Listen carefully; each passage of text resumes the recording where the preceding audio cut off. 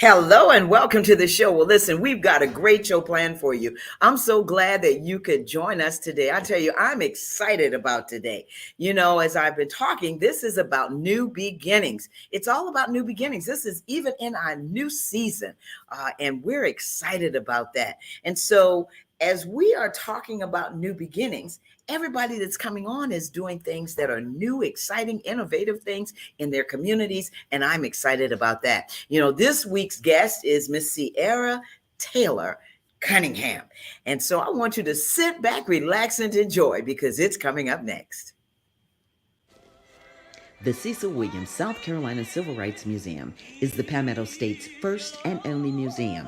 It honors a generation of people, black and white, throughout the state of South Carolina who deserve to be remembered for their unselfish commitments and sacrifices. Enjoy an immersive and entertaining virtual tour. For more information, visit www.cecilwilliams.com.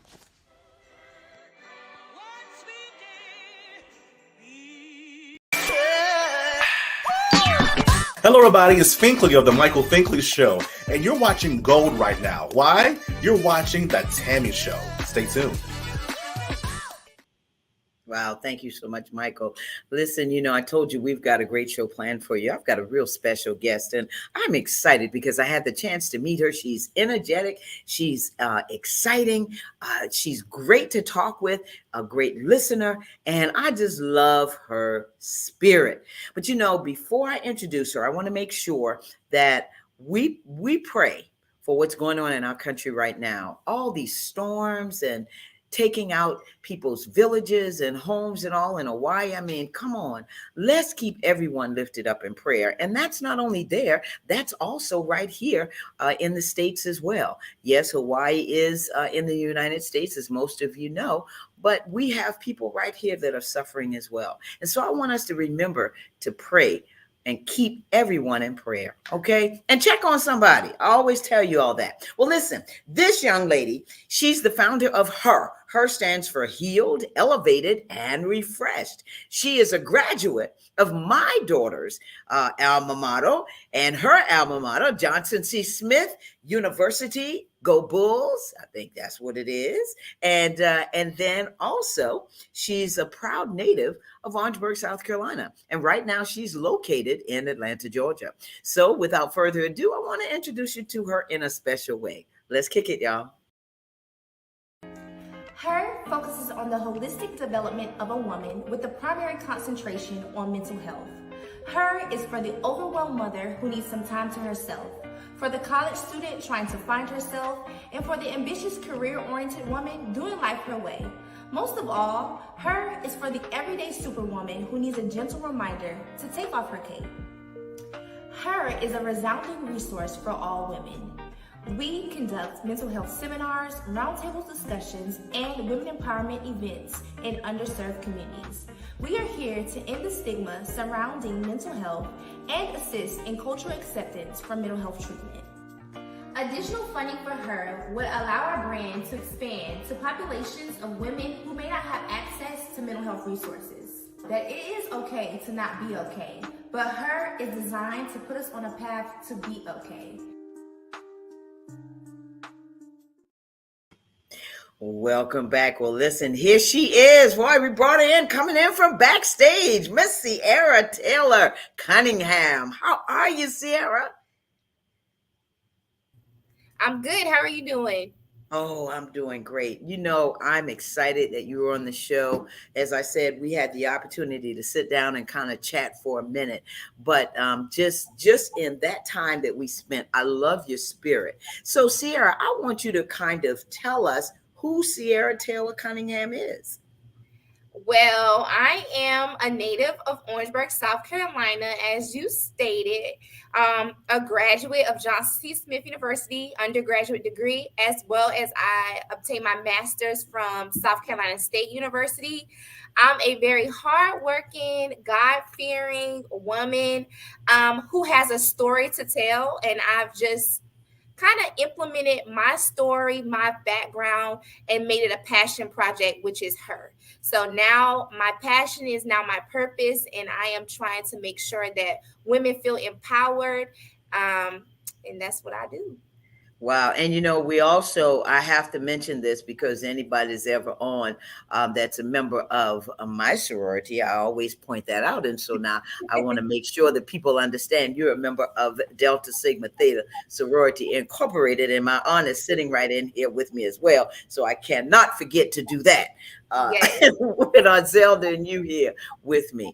And so, Sierra, talking with you, you said you're very transparent. And so I want to ask you about what influenced you to start your business, Her.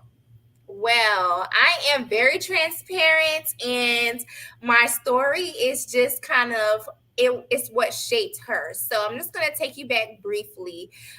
During the time of the pandemic around 2019, I was really in a period of transition in my life. I had just graduated grad school, but I was not fulfilled. I was just thinking to myself, I've obtained the degrees, but now what? I've obtained the degrees, now the world has shut down.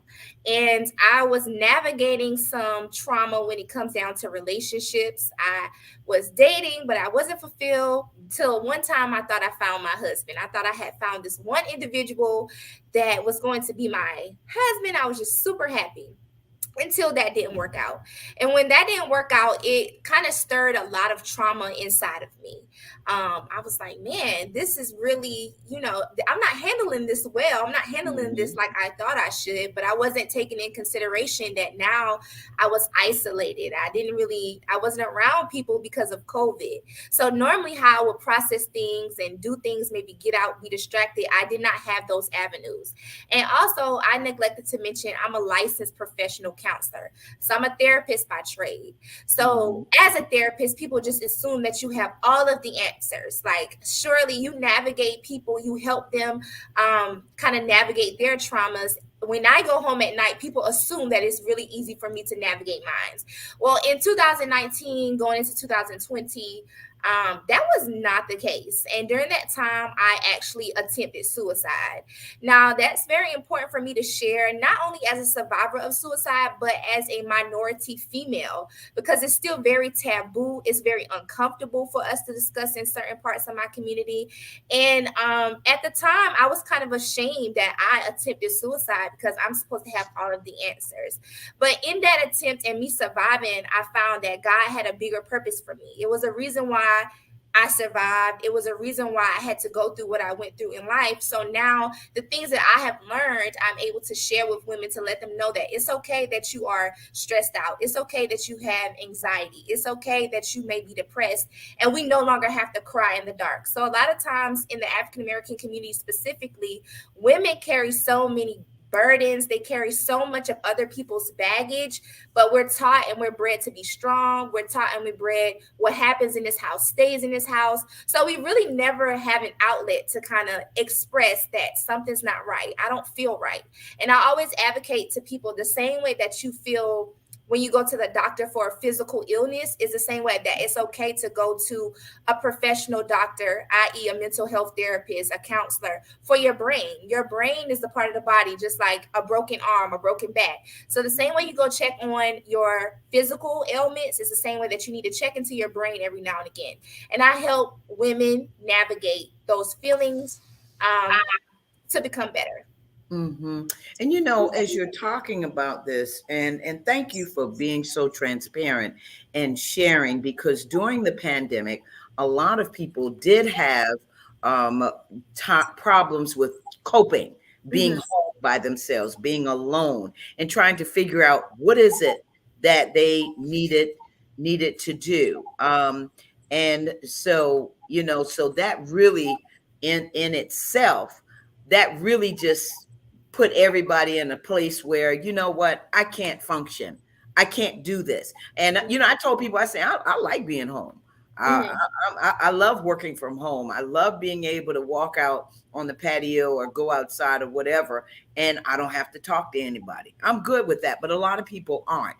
One thing that I wanted to ask you about is you were talking about navigating and helping women navigate as a licensed professional counselor. Are you saying that the newer generation, the younger generation, has an increased acceptance of mental health treatment and awareness?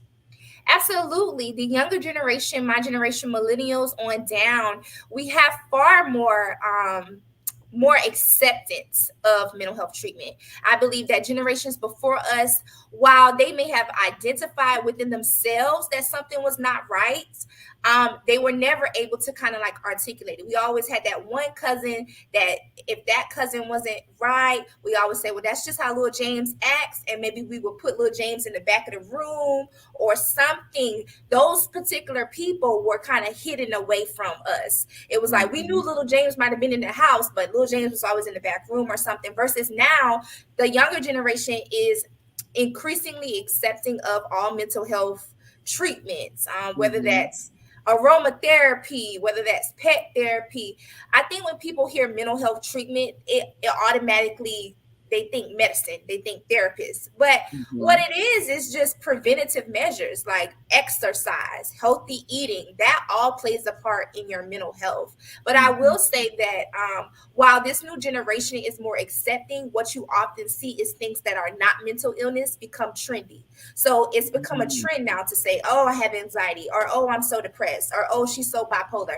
It's just become too easy to say, okay, it's a mental health disorder, when that may not be the case. So while yes, they are accepting and there are positives to that, the market can also seem very saturated, like everybody has a mental health problem, when that is not the case. Anxiety is a natural feeling. It's how you deal with the feeling that will negate if you have a mental health diagnosis, if you have an illness. Depression, even that, when it comes to certain seasons, that's a natural thing to be depressed in the colder seasons because it's less light.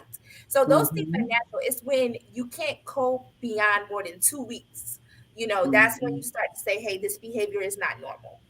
Wow. And as you're talking about, and you're talking about some symptoms, let's talk about some of the symptoms of some mental disorders in women. What are some of the common symptoms that you're seeing, for instance, in women who are depressed, women who are suffering from anxiety? What are you seeing as symptoms that you can share with us? So a lot of women, and when it comes to symptoms, I like to speak personally.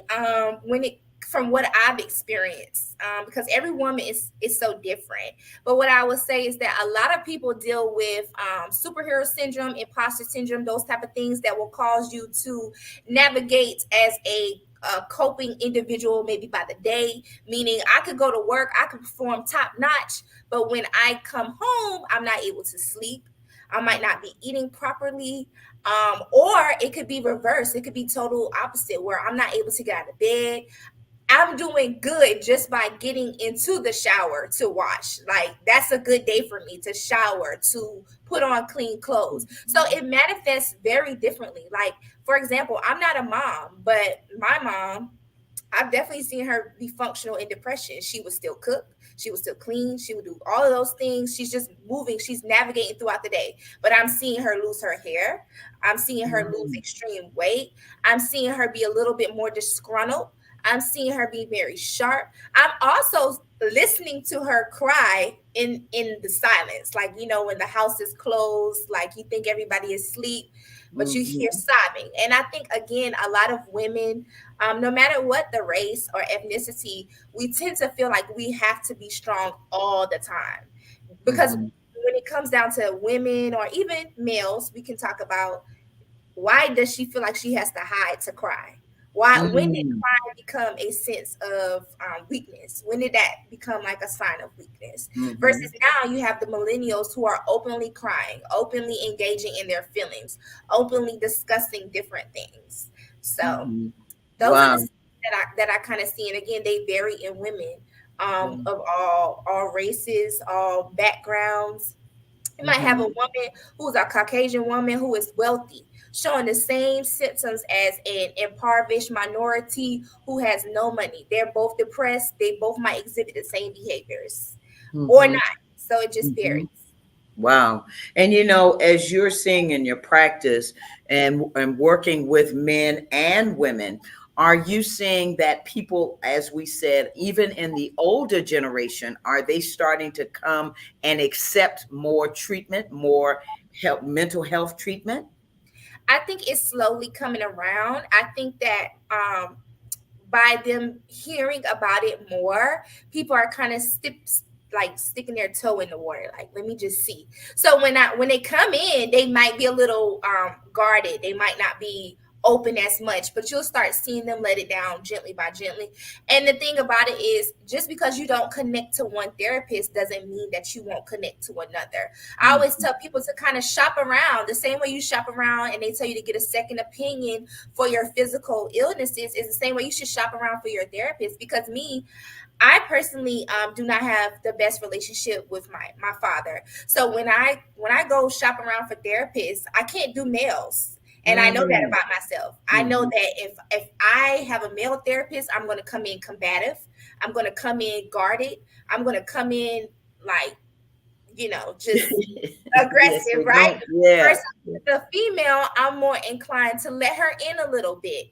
So I have patients tell me, you know what, Sierra, we love your personality, but you're too young. Like I don't think you Mm. understand what I'm talking about. So like, yes, I feel comfortable opening up to you, but I don't think you get it. Like you haven't even lived life long enough. That's their perspective. Like I have to respect that for their journey.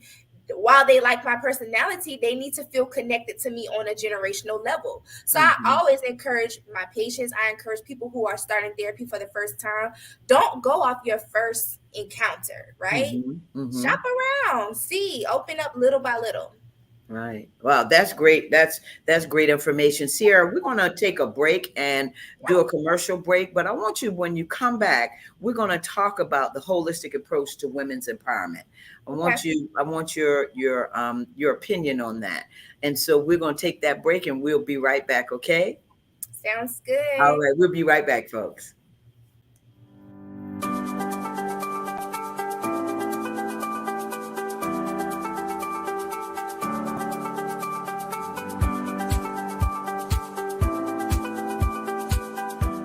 The Orangeburg County Conference Center supports downtown Orangeburg and our surrounding communities.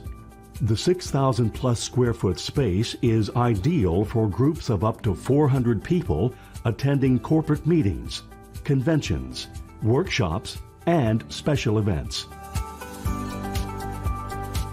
Conference Center staff are inspired to ensure that everyone can enjoy the modern amenities. State-of-the-art ballroom that accommodates up to 400 guests banquet style and 430 guests theater style. A warming kitchen with hot boxes, ice machine, refrigerator, freezer, and counter space. A lobby that accommodates 150 guests with special events outdoors. The comfortable outdoor amphitheater has a video wall and seating. Adjacent to the amphitheater is 12,000 plus square feet of green space that extends events outside, plus complimentary on-site event parking and additional parking across the street. Your event can take place all in one spectacular location. We welcome your special event in Orangeburg.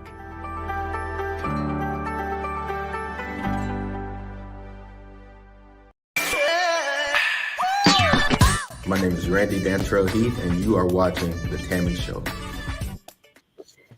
Welcome back. Listen, if you're just joining us, I'm talking with the lovely Sierra Taylor Cunningham, licensed professional counselor, as we said, mental health professional, of course, CEO of Her by Sierra Taylor LLC. All right, Miss Sierra, listen, I have enjoyed talking with you, and thank you so much for sharing about women and the disorders. But one of the things that that we want to know about is the holistic approach. What is that holistic approach to women's empowerment? The holistic approach to women's empowerment is to start with the mind of the woman. What are her goals? What are her aspirations? Some people don't want to be an entrepreneur. Some people just want to be the best mom that they can be. Some people want to be the best college student they can be. Some people want to be the best whatever hairstylist that they want to be. Well, what does that look like? One of the things that you must do to make sure that you're at your best is to deal with your mental health. And that's not to say that there's something wrong with everybody, but dealing with your mental health is knowing how to cope with good days and knowing how to cope with bad days. So as we navigate those goals, we have to learn how to deal with disappointment. We have to learn how to deal with what some people would say a failure is. Know that sometimes when we hear the word no, it's just protection. Like sometimes no is not always rejection. Sometimes it's protection. Sometimes no is just to gear us up for the big yes. So the holistic approach to women empowerment is to actually go in, talk to women about what it is that they want out of life, and allow a safe space for them to open up about the things that make them nervous, create a safe space for them to open up about things that they've been successful in. So a way to navigate and share information, because as women sometimes we can feel like nobody is helping us because it's like a lot of gatekeepers. Like if I have a business, I want to be able to lean on my sister to say, hey, I have a business, I need some graphics, do you know somebody who needs graphics? And I'll be in a community to be able to receive that information. So her allows women to find a community with like-minded individuals, create a safe space for them to open up about mental illnesses and things that they might be going through life.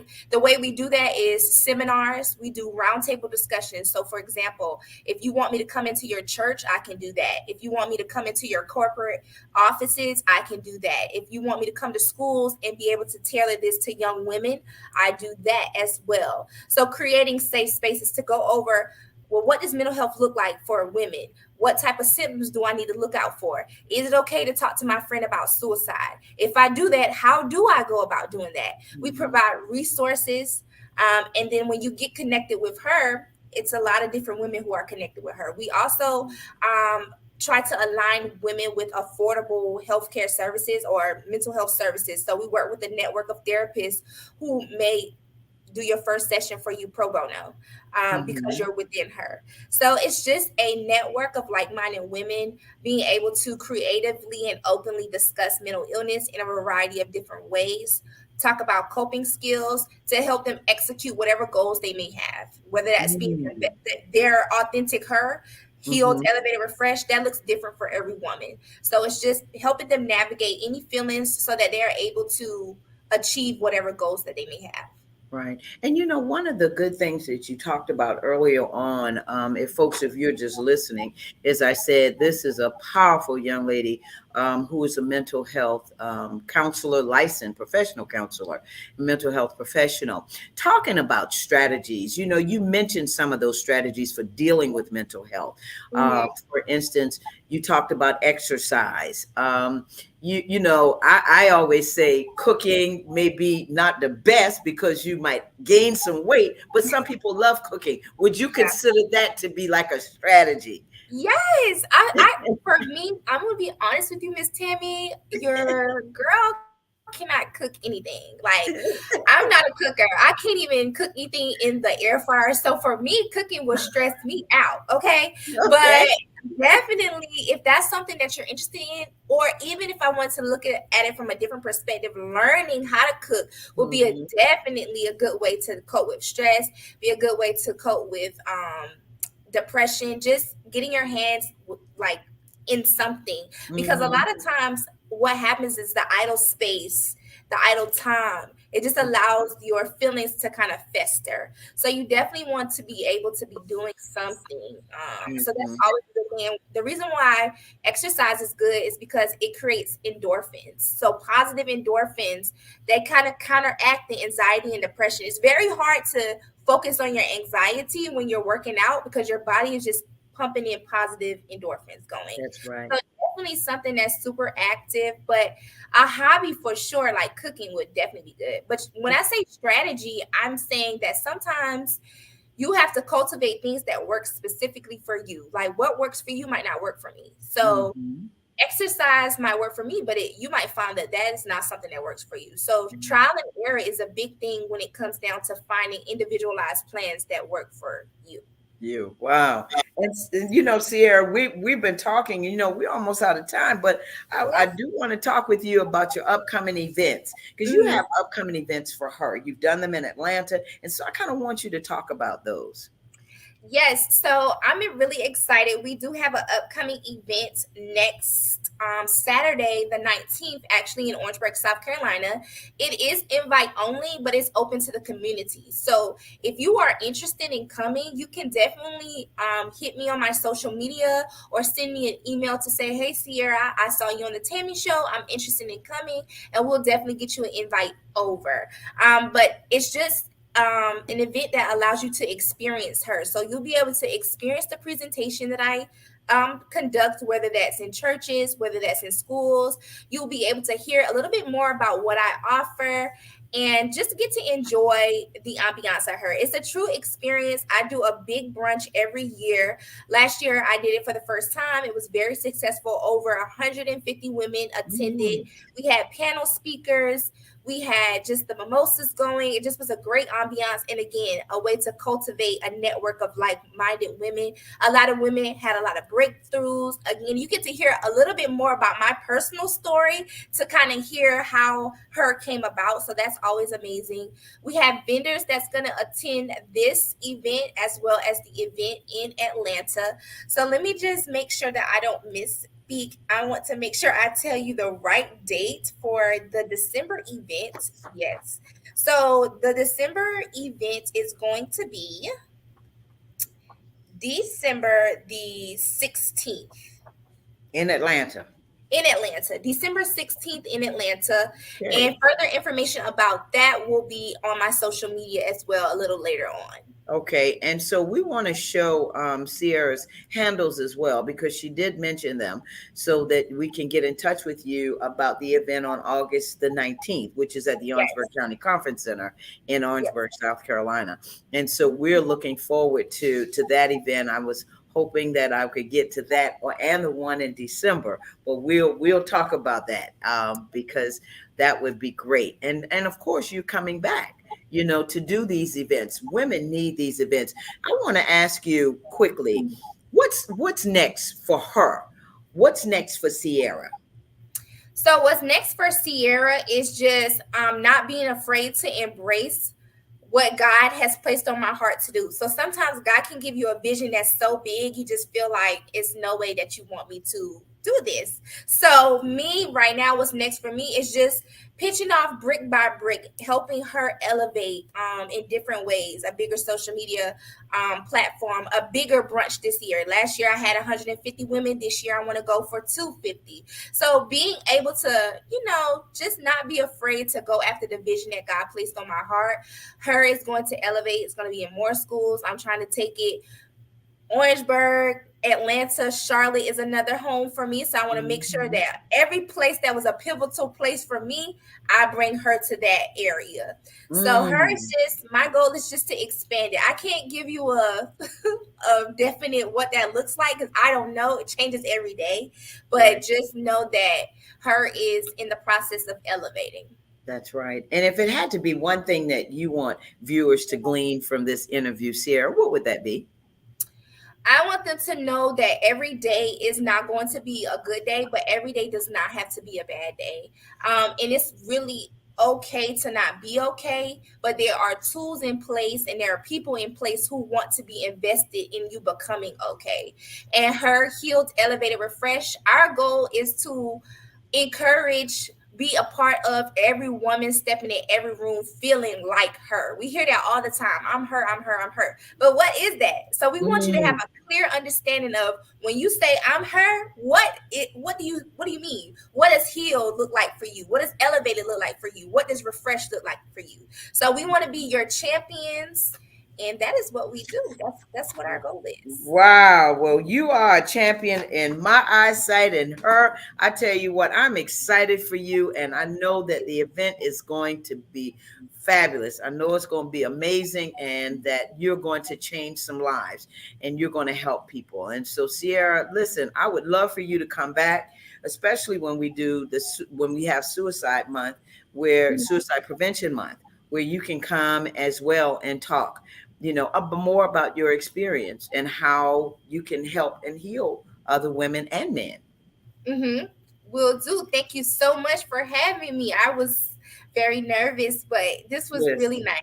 Thank you so listen, that's what we do. We just chat. We're just in our living rooms chatting. And especially I'm in the living room today, not in the studio. So we're just chatting. And it's been a pleasure, Sierra. I pray that God will continue to bless you. And like I said, if there's anything that I can do personally, as well as we here on the show can do, please let us know.